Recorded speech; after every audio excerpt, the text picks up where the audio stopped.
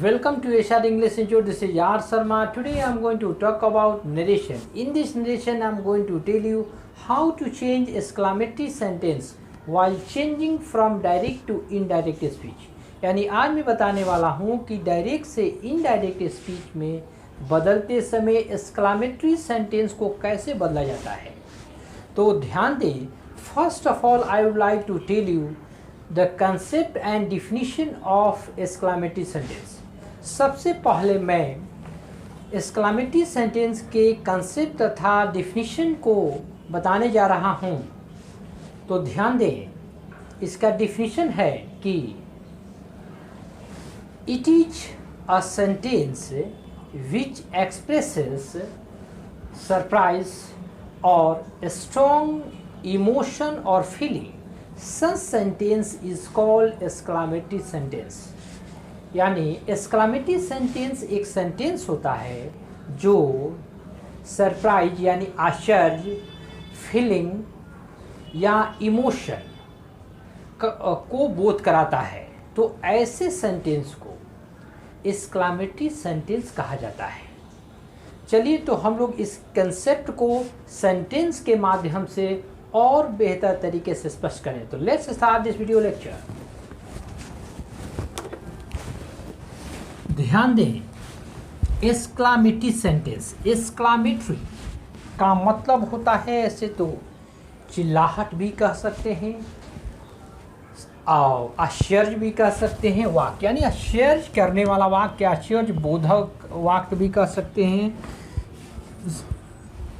अब ध्यान दें, इसमें इंटरजेक्शन जैसे वर्ड्स होते हैं। यानी एक्सक्लामेटरी सेंटेंस में कहीं ना कहीं इंटरजेक्शन वाले वर्ड होते हैं, जैसे हिप हुरे, ओह हुरा, अल्लास जैसे वर्ड्स इसमें इंक्लूड होते हैं और वही इंडिकेट कराते हैं कि वो उस वाक्य का क्या सेंस है। उसी के सेंस पर हम लोग रिपोर्टिंग भाव को बदलते हैं। देखें, जैसे कि फर्स्ट वन जो है हिप हुर्रा, यानी यहाँ पर ऐसे सेंटेंस में इसको इंक्लूड कर दिया जाता है तो यह वर्ड ये बताता है कि वो जॉय कर रहा है। तो ऐसे में इसके बदले में रिपोर्टेड स्पीच के स्थान पर एक्सक्लेम्ड विथ जॉय का प्रयोग किया जाता है। यानी फिर समझिए, यदि हिप हुर्रा या और कोई एंजॉय सूचक शब्द यदि रिपोर्टेड स्पीच के सेंटेंस में दिया हो, जैसे ध्यान रखें यह रिपोर्टेड स्पीच का सेंटेंस है, यानी डबल इन्वर्टेड कॉमा के अंदर में रिपोर्टेड स्पीच का सेंटेंस होता है। डबल इन्वर्टेड कॉमा है तो ये रिपोर्टेड स्पीच का सेंटेंस है और इसमें हुर्रा दिया है या हिप हुर्रा दिया है हो या अन्य कोई भी इंजॉयबल यानी इंजॉय करने वाला शब्द दिया होता हो तो उसके बदले में एक्सक्लेम्ड विद जॉय का प्रयोग कर दिया जाता है। और वहाँ पर हम लोग भाव के बदले में यूज करते हैं, यानी कि रिपोर्टिंग भाव के बदले में यूज कर देते हैं और यह यानी हिप हुर्रे को हटा दिया जाता है। इसी तरह यदि यहाँ यानी रिपोर्टेड स्पीच में अल्लास ओह यानी कोई अफसोस या सौरव सूचक शब्द हो तो ऐसे स्थिति में एक्सक्लेम्ड विद सौरव का प्रयोग कर दिया जाता है। जैसे अल्लास आह का प्रयोग है तो यह हम कभी दुख में ही ऐसे बातों को बोलते हैं, ओह ऐसे दुख में ही बोलते हैं। हालांकि ओह का प्रयोग सुख और दुख दोनों के लिए किया जाता है, अल्लास का प्रयोग सौरव के लिए किया जाता है। तो ऐसे में एक्सक्लेम्ड विद सौरव का प्रयोग कर वहाँ पर प्रयोग किया जाता है रिपोर्टेड स्पीच के भाव के बदले में और इसको हटा दिया जाता है। नेक्स्ट, ओह व्हाट, यह देखिए वो यहाँ पर यह व्हाट, जैसे कोई तो व्हाट क्या, आश्चर्य में हम डायरेक्ट बोलते हैं तो ऐसी स्थिति में सरप्राइज का बोध होता है तो वहाँ पर रिपोर्टिंग भाव के बदले में एक्सक्लेम्ड विद सरप्राइज का प्रयोग किया जाता है। यानी कि जो जैसा भाव रहता है, प्रेजेंट में हो तो एक्सक्लेम करेंगे, पास्ट में हो तो एक्सक्लेम्ड करेंगे। इसी तरह ब्रेव हो, हियर ETC यानी इस तरह का यहाँ दिया हो, ब्रेवो दिया हो, हेयर दिया हो, यानी कि कोई शाबाशी देने वाला या प्रशंसा करने वाला, अपलॉड करने वाला या एडमायर करने वाला यानी प्रशंसा करने वाला वर्ड आए, तो ऐसी स्थिति में उसको हटाकर उस वर्ड को, यानी रिपोर्टेड स्पीच में वो दिया रहेगा वर्ड ब्रेवो हियर, तो उसको हटाकर रिपोर्टिंग वर्ब के बदले में एक्सक्लेम्ड विद अपलॉडेड या एडमायर का प्रयोग कर दिया जाता है।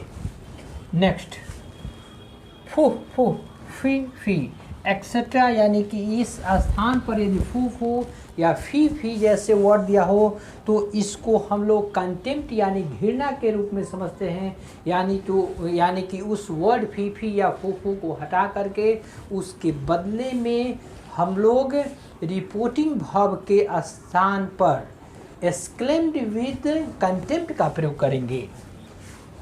नेक्स्ट, अब ध्यान रखेंगे कुछ ऐसी भी परिस्थिति आएगा जहाँ पर हम एक्सक्लेम्ड का प्रयोग नहीं भी करते हैं, वहाँ पर डायरेक्ट बीड या विश या ग्रीड या शॉट जैसे वर्ब का इस्तेमाल कर दिया जाता है। तो ये सभी कुछ डिपेंड है या आपके सेंटेंस यानी रिपोर्टेड स्पीच के सेंटेंस के सेंस के आधार पर। तो मुख्यतः ध्यान रखिएगा, जब भी एक्सक्लेमेटरी सेंटेंस को बनाएंगे तो उस समय बहुत सावधानी बरतना होगा आप लोग को, नहीं तो इसमें गलती होने की बहुत संभावना होती है, क्योंकि इसमें सेंस बहुत तरह के होता है और सेंस के आधार पर सेंटेंस भी बदलते रहता है, इसका कोई फिक्स एक रूल नहीं है। इसलिए अपने सेंस को समझिए और सेंस ही बताएगा कि वहाँ पर सही वाक्यों को कैसे हम डिस्क्राइब करेंगे यानी इनडायरेक्ट स्पीच में बदलेंगे। तो यहाँ पर हम लोग उसी तरह के वाक्य को कुछ ले रहे हैं और उसको हम लोग अध्ययन कर देखते हैं कि कैसे वाक्य को बदला जा रहा है। तो इन सभी वीडियो लेक्चर को आप ध्यान से सुनिएगा, ध्यान से देखिएगा और इस वीडियो के अंत तक देखिएगा। और यदि आप लोग इस वीडियो हमारे चैनल पर आप नए हो तो इसे आपके नीचे रेड कलर में आपको दिया है सब्सक्राइब बटन, वहां जा कर के उसे सब्सक्राइब कर ले ताकि कोई भी नया वीडियो आपको सबसे पहले आपको मिले। तो ध्यान रखें, यदि आपको आज तक कंसेप्ट नहीं क्लियर हो तो आइए हम लोग कंसेप्ट को क्लियर करें और हमेशा के लिए कंसेप्ट को रखे रहें। तो ध्यान रखिए, जैसे फर्स्ट वन जो एग्जाम्पल है, यानी कि यहाँ पर मैं डायरेक्ट स्पीच को ले लिया हूँ, इनडायरेक्ट स्पीच को हम लोग बनाने जा रहे हैं। तो ध्यान रखें, इनडायरेक्ट स्पीच को यहाँ इसलिए लिया गया है ताकि थोड़ा से डायरेक्ट स्पीच को इसलिए पहले से एग्जाम्पल ले लिया गया है थोड़ा समय की बचत हो, नहीं तो फिर प्रश्न और उत्तर लिखने में समय ज़्यादा लगता है, आपको भी कम समय में ज़्यादा से ज़्यादा क्वेश्चन को दिया जा सके। देखिए, इनडायरेक्ट स्पीच में हम लोग बदल रहे हैं, ये डायरेक्ट स्पीच में है। देखिए, राज ने कहा हुर्रा यानी ज्वाय करा, जैसे हम लोग मैच खेलते हैं तो उसमें हिप हिप हुर्रा कहते हैं, वाह वाह मैं जीत गया, यानी hip hip hurrah I have won the match, यानी मैं मैच जीत गया, या we have won the match यानी हम लोग मैच जीत गए। तो ऐसे में इंजॉय की बात होती है। तो ऐसी स्थिति में ध्यान रखिए, यहाँ पर वही बात दिया है, hurrah we have won the match, यानी कि वो इंजॉय कर रहा है। तो यहाँ करेंगे राज सेट दिया है, तो यहाँ EXCLAIMED एक्सक्लेम्ड पास्ट में, तो इसको एक्सक्लेम्ड को भी पास्ट में कर दिए, exclaimed with Joy JOY Joy. अब कह रहा है कि हुर्रा को हटाइए क्योंकि यह जॉय इसमें आ गया, एक्सक्लेम्ड विद जॉय बता दिया। तो ध्यान रखिए, ऐसे में हम लोग जीते हैं तो थोड़ा हल्ला कर ये करते हैं ही हुर्रा, यानी कि हम लोग जॉय में ये बात कहते हैं। तो ध्यान रखिए, एक्सक्लेम का मतलब ही होता है थोड़ा सा चिल्लाहट, शोर, तो शोर मचा कर रहे हैं, हम लोग जॉय कर रहे हैं। और डबल इन्वर्टेड कॉमा के बदले में एक्सक्लेमेटरी सेंटेंस में डैट का प्रयोग किया जाता है। आप रूल को भी लिखते चलिए, यानी सेट को एक्सक्लेम्ड विद जॉय में बदल देंगे, ये भी कभी कभी जरूरी नहीं है, नीचे आपको स्पष्ट करेंगे। तो एक्सक्लेम्ड विद जॉय किए, डैट का प्रयोग किए सेकेंड पर्सन ऑब्जेक्ट के अनुसार, तो हमारा ऑब्जेक्ट नहीं फर्स्ट पर्सन है, वी आई और वी फर्स्ट पर्सन होता है, सेकंड पर्सन वी होता है। तो इसे SON के नियमानुसार बदल देंगे, फर्स्ट पर्सन सब्जेक्ट के अनुसार, सेकंड पर्सन ऑब्जेक्ट के अनुसार, थर्ड पर्सन नो चेंजिंग, यानी फर्स्ट पर्सन दिया है तो सब्जेक्ट के अनुसार, तो किसके सब्जेक्ट के अनुसार, तो रिपोर्टिंग स्पीच के, तो रिपोर्टिंग स्पीच राज है, यहाँ पर वी दिया है तो यहाँ पर हम ही के जगह पर दे का प्रयोग करेंगे थोड़ा, क्योंकि इसका पुल्लर रूप लेना है, तो इसका प्रोनाउन ही होता है और इसका पुल्लर रूप ही का दे हो गया, तो दे। हैव बदल जाएगा हैड में, क्योंकि present perfect tense past perfect tense में बदल दिया जाता है। ओन यानी वर्ब का तीसरा रूप लगाया ही जाता है। द मैच ये नाउन है इसलिए सीधे उतर जाएगा। तो ये रहा आपको डायरेक्ट टू इनडायरेक्ट स्पीच। अब सेकेंड वन सेंटेंस को हम लोग ले रहे हैं, तो ध्यान रखिएगा। ही सेड दिया है यहाँ पर, तो सेड को जब हम लोग बदलेंगे तो इस ऑब्सेंस को समझना पड़ेगा रिपोर्टेड स्पीच के। तो अलास यानी कि ये यहाँ पर सौरों को व्यक्त कर रहा है। आई हैव लॉस्ट माई की, मैं अपना की को यानी चाबी को खो चुका हूँ, यानी कि यहाँ पर आपको सौरों है तो exclaimed EXCLAIMED exclaimed with sorrow SORROW शोर और डबल इन्वर्टेड। अब ये अलास या हट जाएगा, डबल इन्वर्टेड कमा के बदले में डैट का प्रयोग किया जाएगा। फर्स्ट पर्सन यहाँ है तो सब्जेक्ट के अनुसार सब्जेक्ट यहाँ ही है तो उतार देंगे। हैव दिया है तो ये हैड में बदल जाएगा, यानी पास्ट परफेक्ट टेंस में बदलेगा, क्योंकि प्रेजेंट परफेक्ट टेंस को पास्ट परफेक्ट टेंस में बदल दिया जाता है। और हैड के बाद V3 लॉस्ट, ठीक है, यानी V3 के रूप में। अब यहाँ फर्स्ट पर्सन माई दिया है पोसेसिव केस में, तो सब्जेक्ट के अनुसार बदलेंगे, तो इसको ही को पोसेसिव केस में बदलेंगे तो हीज हो जाएगा KEY की। नेक्स्ट इनडायरेक्ट स्पीच, ध्यान रखिए। दे सेड दिया है तो यहाँ पर हमें आगे समझना पड़ेगा कि सेंटेंस यानी रिपोर्टेड स्पीच का सेंटेंस जो डबल इन्वर्टेड कॉमा है वो क्या कह रहा है। फूह दिया है तो फूह देखिए यहाँ पर दिया होगा, आपको बताएं फूह दिया हो तो एक्सक्लेम्ड विद कंटेम्प्ट, यानी कि आपको घृणा का बोध होता है। तो ध्यान रखिए कि फूह से ही स्पष्ट होगा घृणा, तो यहाँ पर करेंगे EXCLAIMED एक्सक्लेम्ड विद PH फू का प्रयोग यहाँ तो हट जाएगा क्योंकि उसके बदले में प्रयोग हो गया। Exclaimed with contempt CONTEMPT contempt, और डबल इन्वर्टेड कमा के बदले में डैट का प्रयोग करेंगे।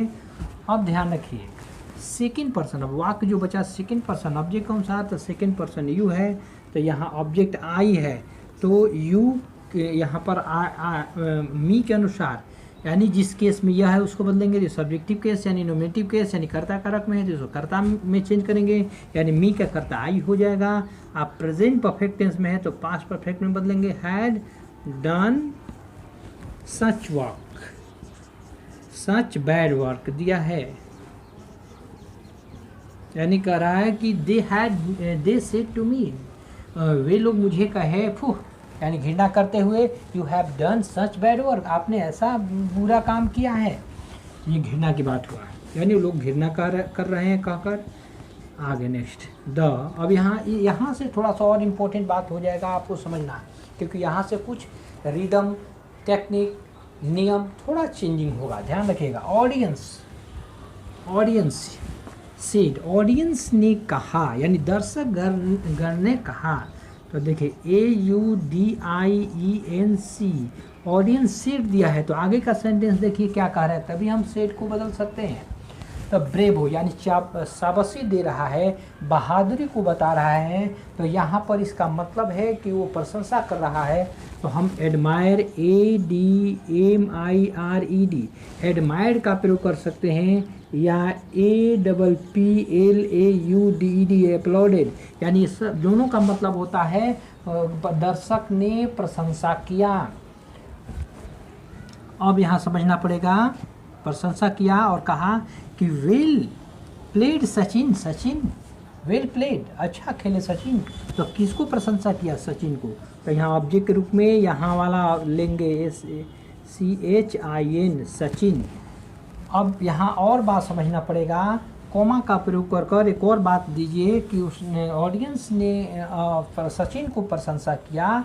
कैसे प्रशंसा किया? तो कॉलिंग, CALLING, कॉलिंग आउट, यानी उनको पुकारते हुए, कॉलिंग आउट, और तब करेंगे डबल इन्वर्टेड कॉमा के बदले में डैट, क्योंकि जब भी ऑडियंस किसी भी प्लेयर को या किसी भी आर्टिस्ट को वो यदि प्रशंसा करता है तो वो थोड़ा चिल्लाहट कर करता है, यानी कॉल करता है। तो यहाँ एक्स्ट्रा आपको वर्ब को चेंज करने के बाद, अब क्लेम्ड यहाँ देना जरूरी नहीं है, यहाँ पर डायरेक्ट एडमायर का प्रयोग कर लीजिए, और कॉलिंग आउट यहाँ पर ऑडियंस यदि दिया हो तो इसी तरह बनाइएगा, ये हमेशा फिक्स कर लीजिए।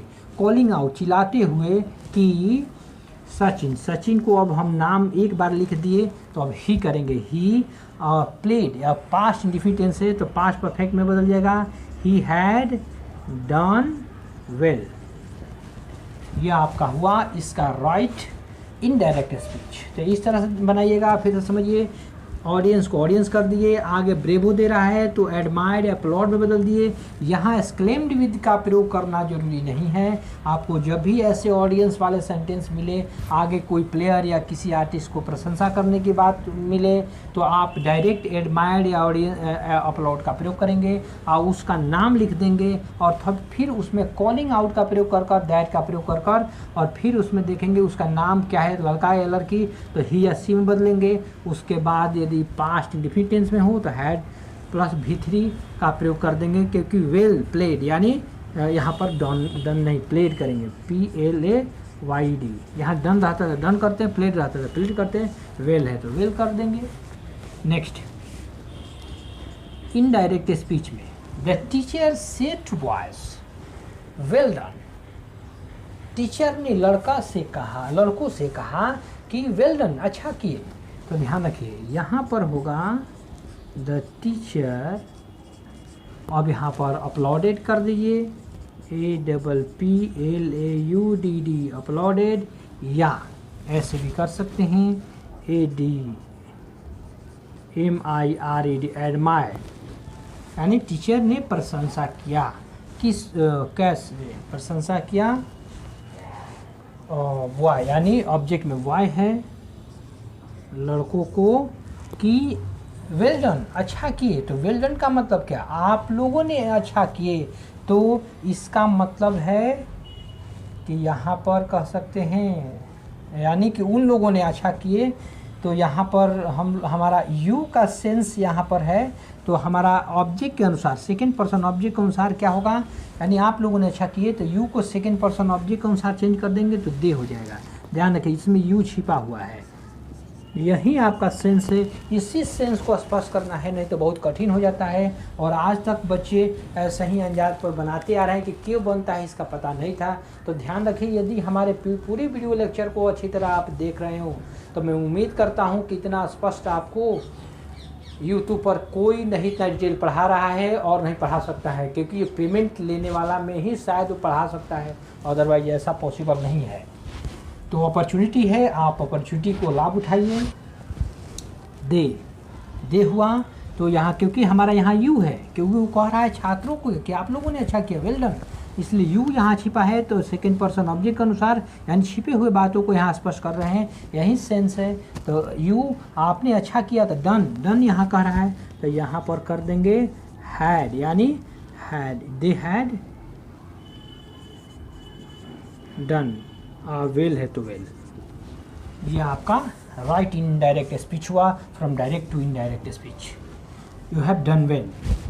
Okay, next, he said goodbye my friends. उसने कहा कि गुड बाय, यानी गुड बाय माई फ्रेंड्स, अभिनंदन किया अपने मित्रों को।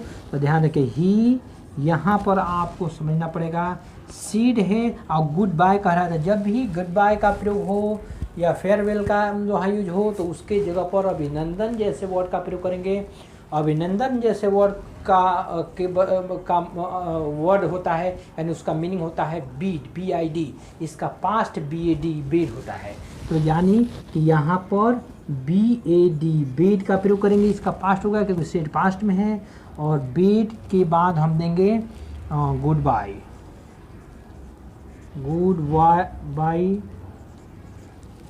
To my